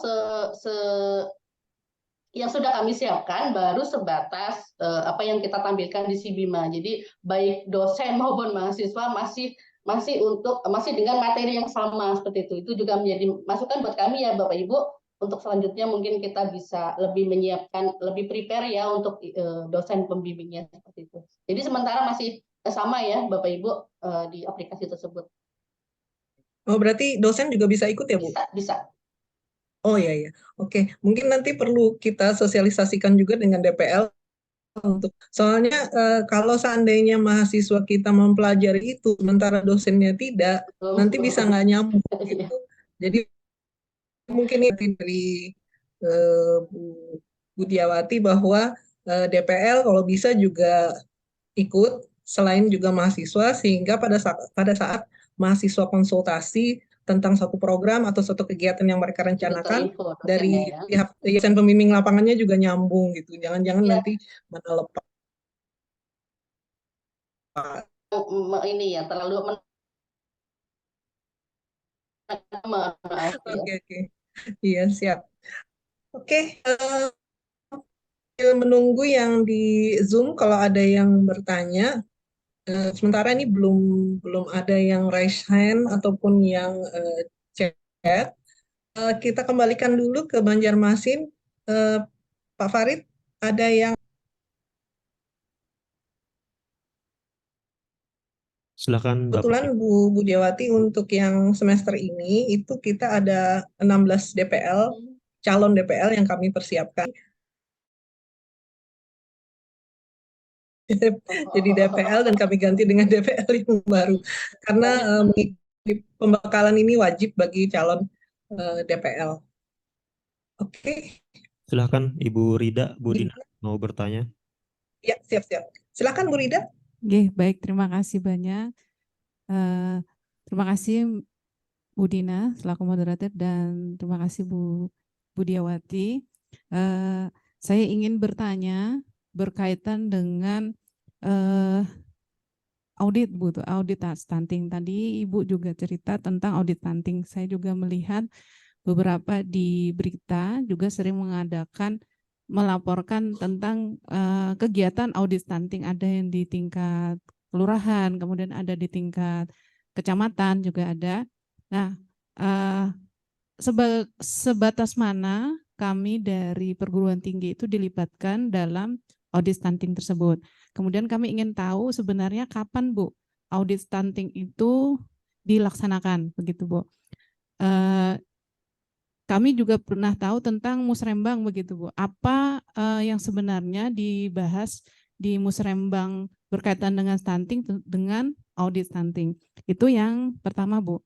Pertanyaan yang kedua adalah apakah dalam KKN stunting ini ada format khusus untuk pengkajian Bu?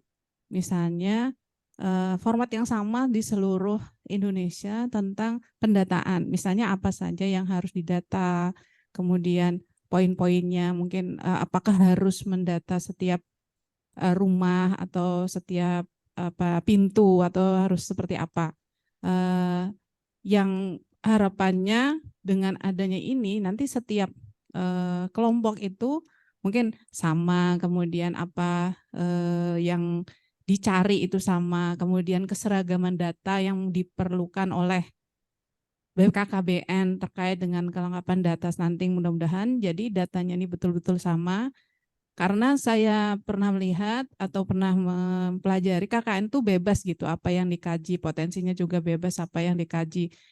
Kadang yang didatangi juga beda-beda seperti itu. Apakah ada format pengkajian untuk digunakan oleh sama semua mahasiswa pengajian di desa begitu. Terima kasih, itu 2 pertanyaan dari saya. Mohon kejelasannya. Terima kasih Bu. Ya, Terima baik. kasih Bu Rida. Silakan Ya. Bu Budiawati. Ya, baik. Pertanyaan yang begitu berat buat saya nih, Bu. Izin karena mungkin saya juga tidak terlibat langsung di lapangan seperti itu ya. Mohon maaf jika memang mungkin saya kurang memahami terkait teknis seperti misalnya pendataan seperti itu. Jadi untuk audit stunting ya, mungkin satu hal kecil yang mungkin saya pahami terkait ini peran mahasiswa dalam rangka mengaudit stunting adalah jadi ada beberapa data, ada beberapa kasus di daerah seperti itu ya, bahwa misalnya data data stunting, kejadian stunting, kasus stunting di desa A adalah 10 misalnya seperti itu, ternyata setelah dicek ulang, setelah dilakukan pengukuran ulang, tidak sebesar itu seperti itu. Misalnya ternyata cuma setengahnya seperti itu, bahwa ternyata ada kendala ketidakstandaran dalam pengukuran antropometri seperti itu ya. Jadi namanya kader-kader di lapangan seperti itu ya, mungkin dengan peralatan seadanya, dengan pengetahuan seadanya, mereka melakukan pengukuran yang tidak standar seperti itu. Nah, itu salah satu hal yang mungkin bisa dilakukan oleh mahasiswa untuk mengaudit apakah betul data stunting di desa sebesar itu seperti itu. Tentu memang ini membutuhkan kemampuan yang memang standar seperti itu ya, mungkin dari mahasiswa kedokteran ataupun gizi yang memang secara formal mendapatkan ilmu dalam pengukuran seperti itu. Itu salah satu contohnya. Nah, mohon maaf Ibu, terkait kedalaman materi terkait audit stunting saya tidak memahami, tapi jika memang nanti ada informasi akan saya share Bu ke teman-teman perwakilan sehingga bisa meneruskan kepada Bapak Ibu yang ada di perguruan tinggi. Mohon maaf ya Ibu atas keterbatasan saya dalam hal ini.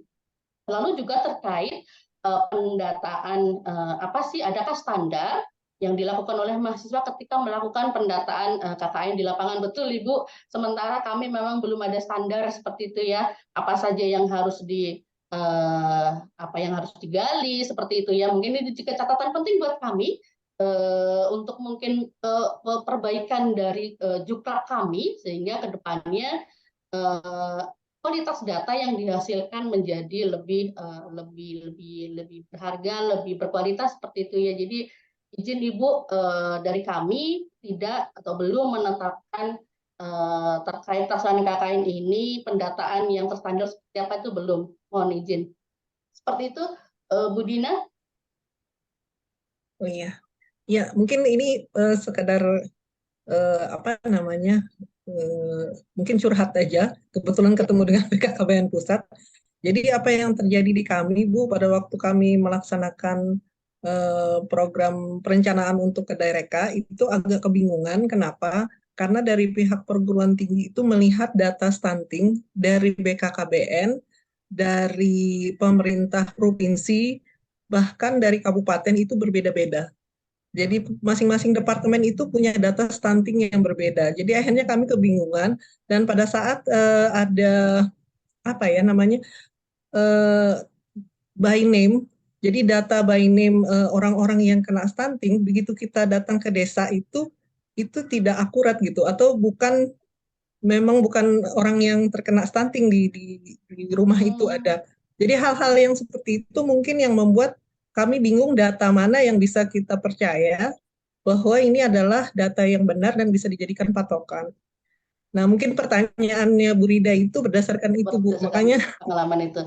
Baik, ini juga menjadi catatan penting ya, Bu. Nanti akan saya sampaikan kepada pimpinan bahwa ini adalah juga menjadi salah satu hambatan ketika teman-teman mahasiswa melakukan cross-check di lapangan seperti itu ya untuk sasaran berdasarkan data dari yang berbeda-beda tadi seperti itu ya. Iya. Baik. Terima kasih untuk informasinya. Jadi tidak hanya Bapak Ibu yang belajar terkait kebijakan stunting, tapi juga kami belajar di lapangan nih. Informasinya sangat berharga buat kami ke depannya. Terima kasih.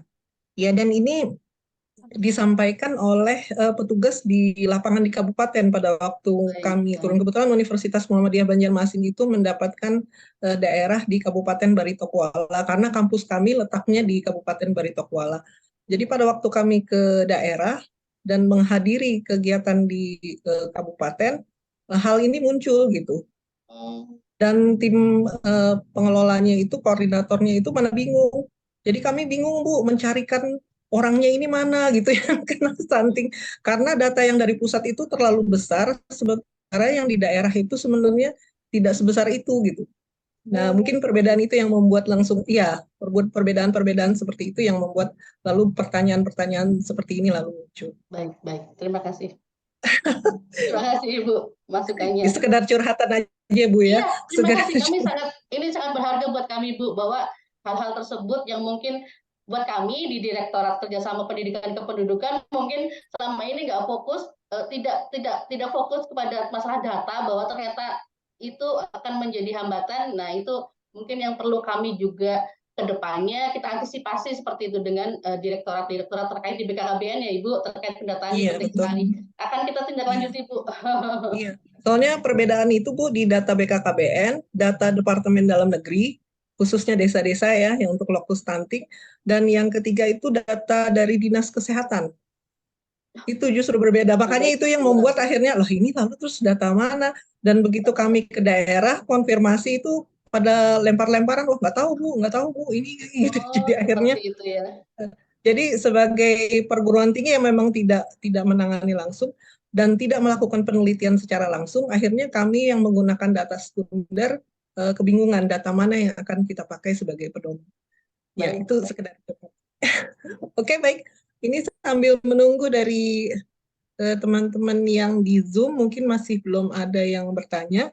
Saya kembalikan lagi ke Pak Farid. Kira-kira dari peserta di Banjarmasin ada yang ingin bertanya lagi?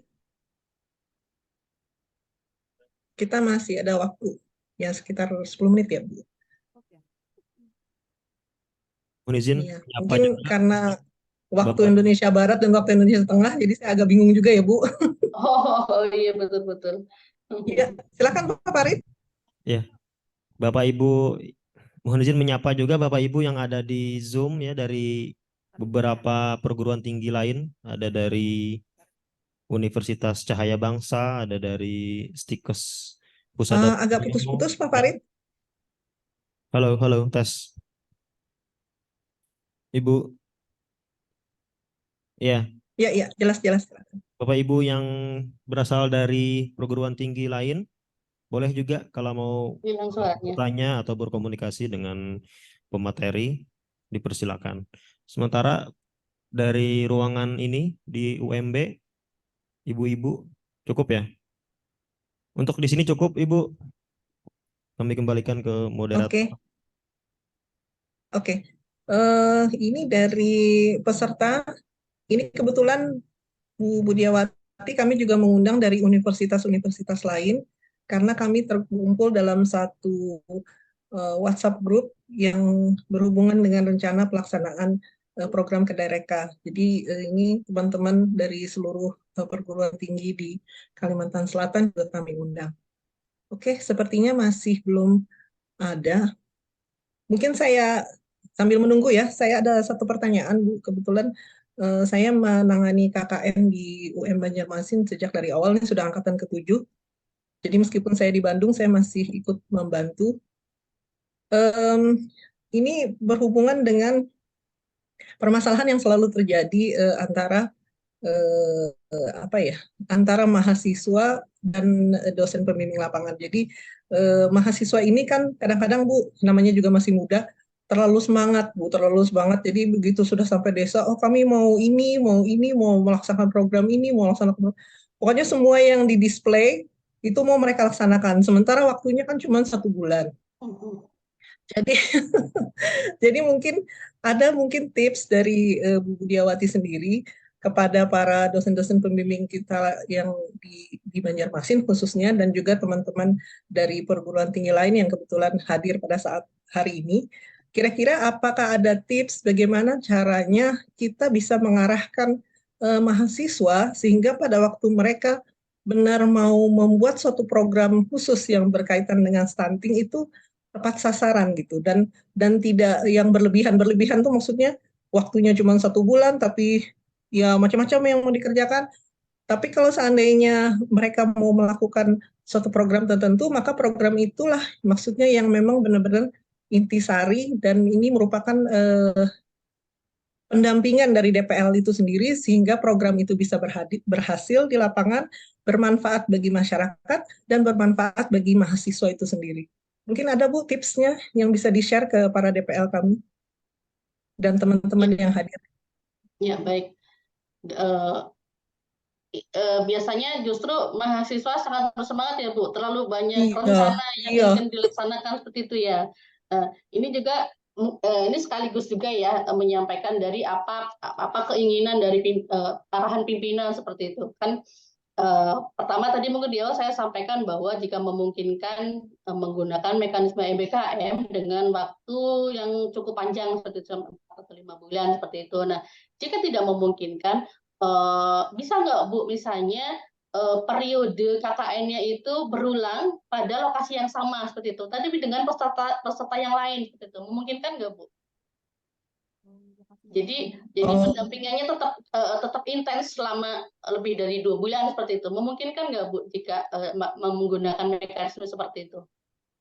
Ini mungkin yang bisa jawab Bu Herda karena setahu saya biasanya desa itu tidak menetap Bu. Misalnya semester ini desa A, mungkin semester depan itu desa B, semester depan bisa kabupaten C gitu loh Bu. Tapi ya. Mungkin Bu Herda apa bisa bantu jawab?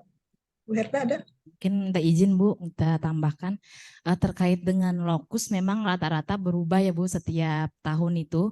SK lokus yang mungkin tahun 2022 dengan 2023 ada perubahan, meskipun ada sedikit yang sama gitu nama desa dan kecamatannya. Tapi hanya sebagian kecil yang kami lihat itu persis, tapi selebihnya itu berbeda banget, Bu. Jadi mungkin kalau kami sendiri melakukan kegiatan ini berdasarkan dengan koordinasi dengan BKKBN dulu, biasanya provinsi, desa mana yang akan menjadi prioritas. Jadi kalau kami sendiri bisa saja menyesuaikan. Bahkan tadi kalau Ibu bilang itu akan memudahkan kami malah dengan desa dan lokasi yang sama, kemudian kami kami turunkan setiap mahasiswa dengan angkatan yang berbeda, itu memudahkan kami dari tim survei yang mungkin tidak perlu berulang untuk survei. Kemudian juga kalau 1 tahun itu kami 2 periode, jadi sangat memungkinkan sebenarnya Bu, jadi periode ganjil dan genap, sehingga memungkinkan untuk daerah yang sama untuk kami pakai, ya kami gunakan sebagai lokasi lokus yang kami pilih ini sebenarnya juga berdasarkan saran juga dari BKKBN Bu, di mana yang menjadi daerah ini adalah daerah desa lokus stunting dan kampung KB Bu. Jadi prioritasnya adalah 2 jenis itu. Dari SK lokus yang kami temukan misalnya 40 desa pun kami mungkin hanya memilih 10 atau 6 makan Bu. Karena yang kami pilih itu adalah yang menjadi kampung KB, itu yang prioritas utama. Kemudian juga yang lokus stuntingnya dijangkau ya Bu, sebenarnya dari mahasiswa kami rata-rata ada yang sangat jauh sekali, itu yang mungkin juga kami prioritaskan yang lingkar kampus yang terdekat dulu gitu Bu, dibandingkan yang sangat jauh. Jadi memungkinkan Bu jawabannya. Sangat bagus. Baik, terima kasih infonya. Karena berdasarkan pengalaman dari kemarin disampaikan dari Universitas Tadulako. Jadi mekanismenya itu bertahap. Jadi pada lokus yang sama, tahap pertama misalnya analisis situasi seperti itu, ada tim mahasiswa tersendiri selama 1 bulan, lalu tim selanjutnya terkait teknis pelaksanaan di lapangan, lalu ada tim selanjutnya dalam rangka maintenance gitu ya, dalam rangka monef dan sebagainya seperti itu. Jadi kami justru ingin memperoleh informasi seperti tadi disampaikan Ibu Rida bahwa ternyata memungkinkan seperti itu ya. Tinggal nanti mungkin dari teman-teman perwakilan BKKBN untuk lebih ini ya, concern di mana lokusnya seperti itu, justru dikembalikan lagi ya ke BKKBN ya terkait lokasi seperti itu. Mungkin ya itu harapan juga dari pimpinan, sehingga mungkin jika hanya sebulan mungkin kan masyarakat hanya pada tahap menerima informasi, menerima pengetahuan, tapi bagaimana memelihara perilaku, bahkan perubahannya seperti apa itu kan belum sampai pada tahap itu jika memang hanya sebulan seperti itu. Nah, jika memang memungkinkan seperti itu, kami harapkan seperti itu Bapak Ibu dari perguruan tinggi dan nanti mungkin dari teman-teman tim perwakilan BKKBN provinsi menindaklanjutinya ya terkait mungkin untuk gelombang selanjutnya. Seperti itu. Terima kasih Bu informasinya. Lalu mungkin untuk apa tadi pertanyaan Bu ya, tipsnya seperti itu ya, tipsnya seperti apa sehingga lebih efektif gitu. Nah, yang bisa saya sampaikan ya Ibu, jadi di lapangan di Kampung KB saya yakin sudah ada tim pendamping keluarga TPK yang memang sudah secara secara terprogram, punya rencana aksi, punya program seperti itu ya, punya jadwal. Nah, ketika turun ke lapangan harus langsung berkoordinasi dengan TPK ini sendiri Bu. Jadi tidak program yang masih mengawang-awang seperti itu ya, yang memang yang menjadi program aksi utama yang dilakukan oleh TPK di situ apa, sehingga mahasiswa meningkatkan efektivitas kinerja TPK itu sendiri. Harapannya seperti itu Bu, mungkin jadi tidak mengawang-awang dengan program yang baru seperti itu ya, tapi meningkatkan kinerja dari TPK itu sendiri. Demikian Bu yang bisa saya sampaikan. Oke, siap. Ya, berarti memang harus ada koordinasi yang solid ya antara si mahasiswa KKN dengan para kader-kader PKK maupun kader-kader posyandu yang ada di desa, sehingga program mereka benar-benar terkoordinir. Jadi bukan sporadis atau semau-maunya mahasiswa. Ya biasanya mahasiswa tuh ya semangatnya terlalu tinggi tuh. Kadang-kadang saya kagum dengan mahasiswa. Karena mungkin kan proses untuk mengidentifikasi masalah ya, analisis situasi kan butuh waktu ya seperti itu ya. Jadi dalam waktu yang 5 minggu mungkin kan ya dipotong masa identifikasi mungkin Jadi apa ya, waktunya jadi terbatas seperti itu. Jadi kalau misalnya di awal sudah ada informasi dari TPK apa fokusnya, nah mahasiswa fokus ke situ aja, ikut seperti itu. Seperti itu, Bu. Siap-siap. Iya, ini insya Allah bisa menjadi pertimbangan bagi para DPL untuk bisa mendampingi mahasiswa secara maksimal. Baik.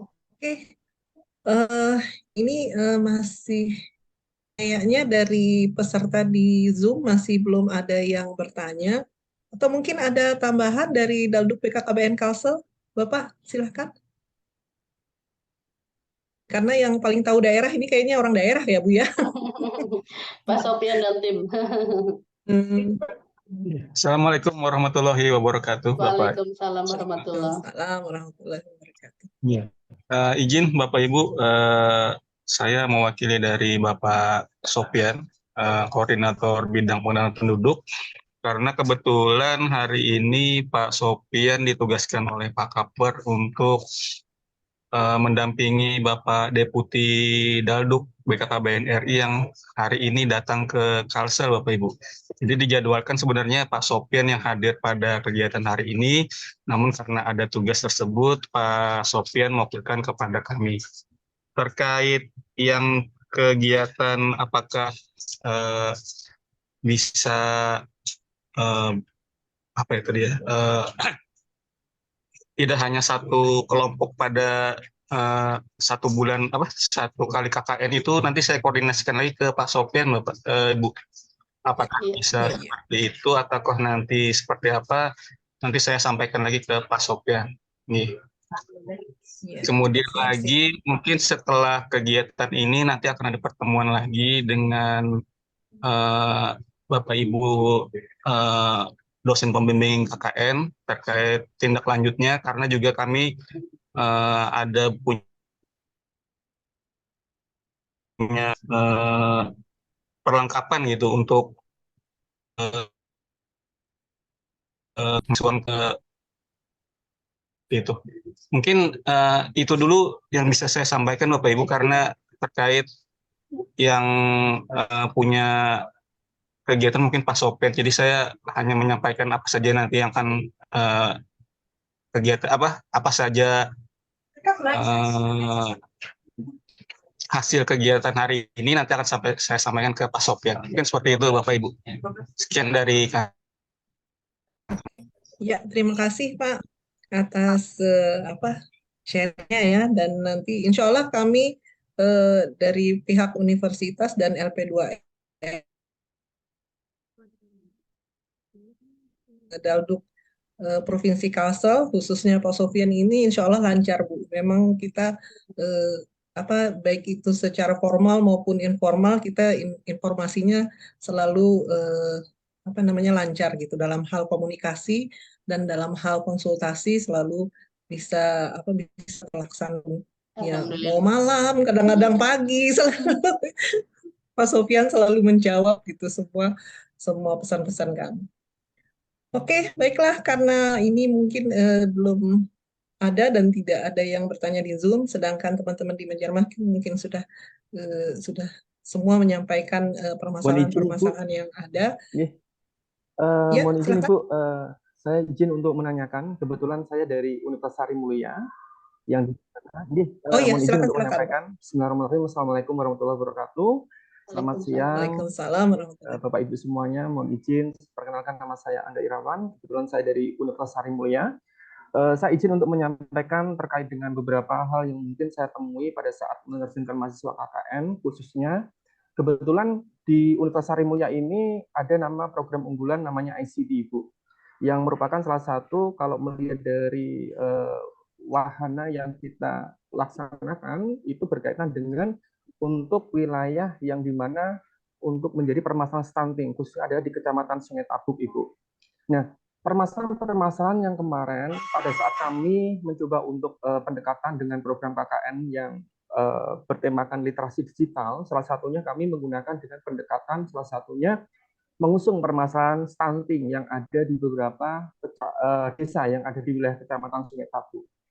Yang kami temukan permasalahan di situ terkait dengan keberadaan masyarakat, mereka sangat bagus sekali, antusias. Yang menjadi permasalahan adalah bagaimana terkait dengan unsur-unsur untuk menguatkan di dalam kebijakan pada program KKN ini, Bu. Karena kami mencoba untuk melakukan dengan pentahelik. Program ini kami kaitkan dengan pentahelik, artinya kami melibatkan beberapa unsur-unsur dari komponen yang ada, seperti terkait dengan pemangku kebijakan, media, kemudian terkait dengan untuk tokoh masyarakat, dan sebagainya. Nah, dari program itu kami coba untuk launchingkan kemarin dengan beberapa terobosan-terobosan yang ada untuk dalam percepatan penurunan stunting, seperti Ibu. Jadi mohon arahannya dari Bapak Ibu semuanya, sekiranya jika kami selaku yang ada di institusi pendidikan, bagaimana untuk berkolaborasi terkait dengan untuk pemangku kebijakan, salah satunya adalah dengan BKKBN, seperti itu, yang menjadikan salah satu hal yang mungkin membantu kami di dalam mensupport terkait dengan, mohon maaf, mungkin dalam untuk pemberian materi ataupun dalam untuk pembangunan masyarakat dalam bentuk apapun yang bisa untuk dibantu pada institusi kami. Mungkin itu saja Ibu dari saya. Terima kasih. Saya akhiri. Assalamualaikum warahmatullahi wabarakatuh. Waalaikumsalam warahmatullahi wabarakatuh. Ya, terima kasih Pak Angga atas pertanyaannya. Mungkin Bu Budiawati bisa menjawab mengenai bagaimana kolaborasi antara perguruan tinggi dan BKKBN khususnya dalam mempersiapkan mahasiswa untuk melaksanakan program KKN khususnya di stunting ya. Ya, terima kasih Pak Angga dari Universitas Sarimulya ya, kalau tidak salah ya. Izin, apakah sudah melakukan MOU atau perjanjian kerjasama sebelumnya dengan perwakilan BKKBN Kalsel? Sudah Ibu, kami sudah melakukan MOU.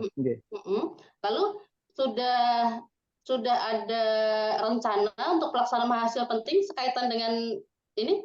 Untuk rencananya ke depan, kami coba untuk memfokuskan dari beberapa wilayah yang kebetulan saat ini yang kita gagas sama dengan permasalahan yang disarankan oleh BKKBN Provinsi Kalimantan Selatan, yaitu wilayah di Alu-Alu sama Kecamatan Sungai Tabuk, Ibu. Itu. Baik. Jadi mungkin untuk yang semester ini belum ada agenda untuk pelaksanaan mahasiswa penting ya, Bapak ya? Ibu, rencana kami nanti di semester 7 Ibu, kami akan menerjunkan kembali mahasiswa untuk pelaksanaan kegiatan KKN Ibu. Baik ya. Ya, mungkin nanti bisa langsung berkoordinasi secara langsung dengan tim Pak Sofian dan tim ya di Kalimantan Selatan ya, karena kami di BKKBN Pusat lebih kepada bagaimana petunjuk kebijakannya seperti itu, tapi secara teknis pelaksanaannya kami serahkan kepada tim perwakilan BKKBN Provinsi, Bapak. Jadi untuk rencana KKN selanjutnya ya nanti mungkin bisa digali melalui tim perwakilan BKKBN, apa aja dukungan-dukungan mungkin dapat saya informasikan, misalnya terkait penyiapan materinya, pencetakan materinya, seperti itu mungkin bisa dibantu dari perwakilan ya, seperti itu. Lalu bagaimana kan perlu membutuhkan mengumpulkan masyarakat mungkin seperti itu, mungkin ada juga dukungan dari BKKBN ya Bapak Ibu terkait mungkin penyiapan snacknya seperti itu, mungkin walaupun itu hal-hal yang ini, tapi itu perlu juga seperti itu. Nah, sepaham saya anggaran seperti itu ada di perwakilan, jadi memang dana ada di perwakilan BKKBN Bapak Ibu. Jadi terkait ini izin nanti bisa langsung berkoordinasi dengan tim dari perwakilan BKKBN ya Bapak.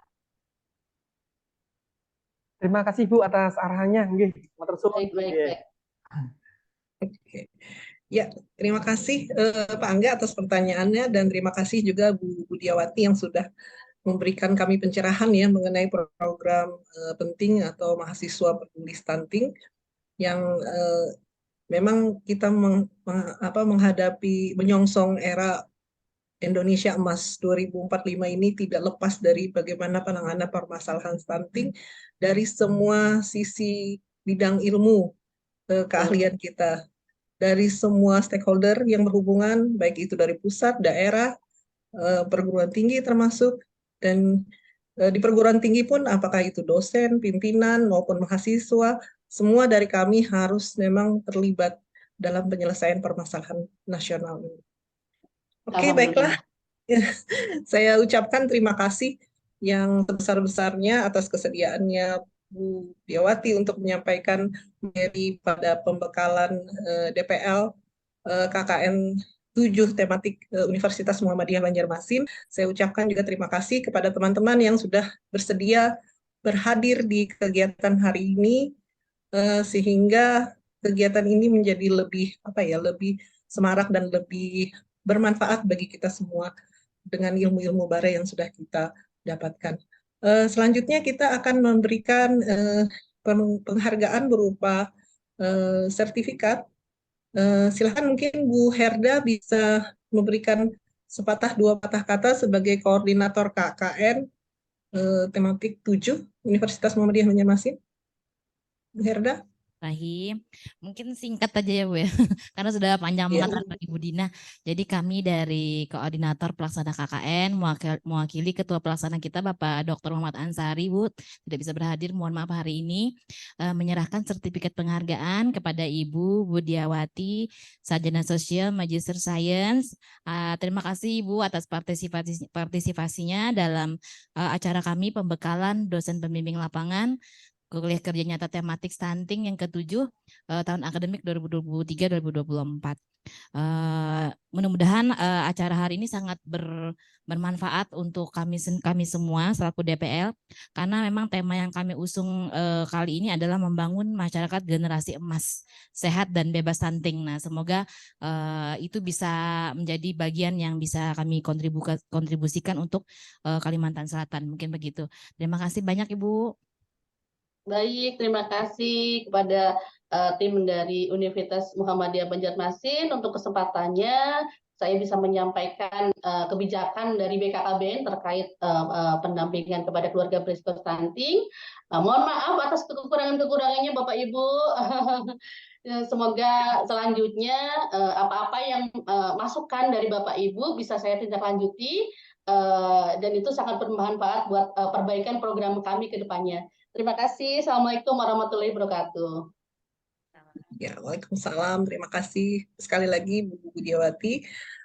Demikianlah sesi pertama pembekalan dosen pembimbing lapangan atau DPL di Universitas Muhammadiyah Banjarmasin. Mudah-mudahan ini menjadi pencerahan bagi kita semua dan pada akhirnya menjadi amal ibadah bagi kita semua untuk melakukan yang terbaik bagi bangsa. Demikian dari saya salah hilaf mohon maaf pada saat saya melakukan pendampingan narasumber pada hari ini. Mudah-mudahan kita bisa bertemu lagi di masa yang akan datang, Bu Budiawati. Dan selanjutnya saya serahkan kembali kepada MC kegiatan ini. Assalamualaikum warahmatullahi wabarakatuh. Waalaikumsalam warahmatullahi wabarakatuh. Waalaikumsalam warahmatullahi wabarakatuh. Kami ucapkan terima kasih kepada Ibu Dina yang telah memandu jalannya penyampaian materi pertama oleh Ibu Budiawati. Alhamdulillah waktunya pas, lewat sedikit 2 menit, pukul 12.02. Sekarang waktunya untuk istirahat. Kita akan kembali lagi pukul 13.00 waktu Indonesia Tengah ya. Zoom masih akan aktif kembali pada pukul 13.00 nanti. Jadi Bapak Ibu yang ada di Zoom silahkan untuk kembali bergabung pada link ID Zoom meeting yang sama. Ya. Untuk sementara kami ucapkan terima kasih atas perhatian. Mohon maaf atas segala kekurangan. Wassalamualaikum warahmatullahi wabarakatuh. Assalamualaikum warahmatullahi wabarakatuh.